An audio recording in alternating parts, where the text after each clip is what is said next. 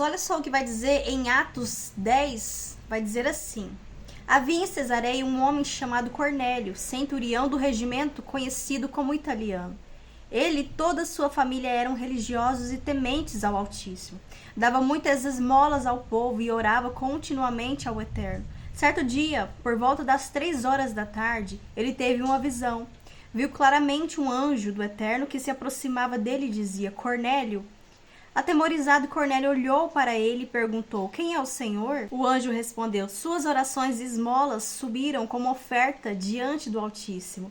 Agora mande alguns homens a Jope para trazerem um certo Simão, também conhecido como Pedro, que está hospedado na casa de Simão, o curtidor de couro, que fica perto do mar. Depois que o anjo lhe falou, se foi. Cornélio chamou 2 dos seus servos e um soldado religioso dentre os seus auxiliares. E contando-lhes tudo o que tinha acontecido, enviou-os a Jope. Amém? Essa passagem nos diz que havia um centurião que chamava Cornélio, e ele era um homem religioso, ele e a sua família. Ele era bom de coração. Ele orava, ele tinha fé no Altíssimo. Ele dava esmola às pessoas, àqueles que precisavam. Só que tinha uma falta ainda nele. Cornélio, irmãos, ele ainda não tinha aceitado o nosso Salvador, o Messias. Cornélio ainda não tinha se batizado nas águas. E a Bíblia fala que aquele que crê for batizado será salvo. Então era necessário o batismo com as águas. Nós vemos que João Batista, ele sempre falava, irmãos, que haveria depois dele um homem mais poderoso que ele. Esse homem os batizaria com o Espírito Santo e com fogo. João Batista estava batizando nas águas, ele estava abrindo o caminho para que o Messias viesse. Então nós vemos que há sim uma necessidade de ser batizado nas águas, de descer as águas. Não aquele batismo, irmãos, onde a gente é nenenzinho. É o batismo depois de adulto, batismo para remoção de pecado, quando você decide mudar, nascer de novo a sua nova vida. Nós vemos quando o Messias ele fala para Nicodemos que necessário é nascer da água e do Espírito. Porque muitos irmãos, é assim como Cornélio. É uma pessoa boa, é generosa. Ela tem fé no Altíssimo. Ela crê no Messias. Ela ajuda o seu próximo. Só que ainda há uma falta. Ela ainda não aceitou totalmente de coração. Ela ainda não se entregou à fé.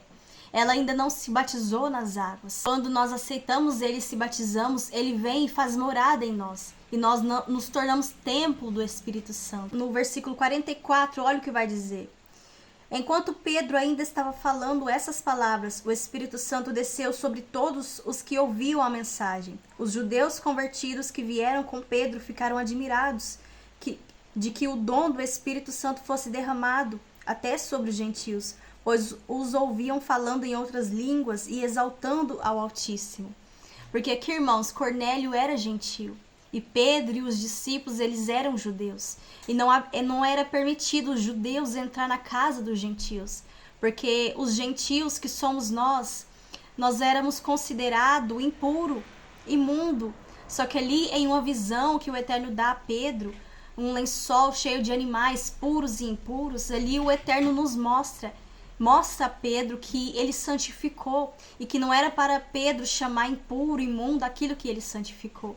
Ou seja, ali o Eterno quis passar para Pedro que ele já tinha purificado, santificado e que a salvação chegaria também até os gentios. A salvação era para os gentios, a graça era para os gentios.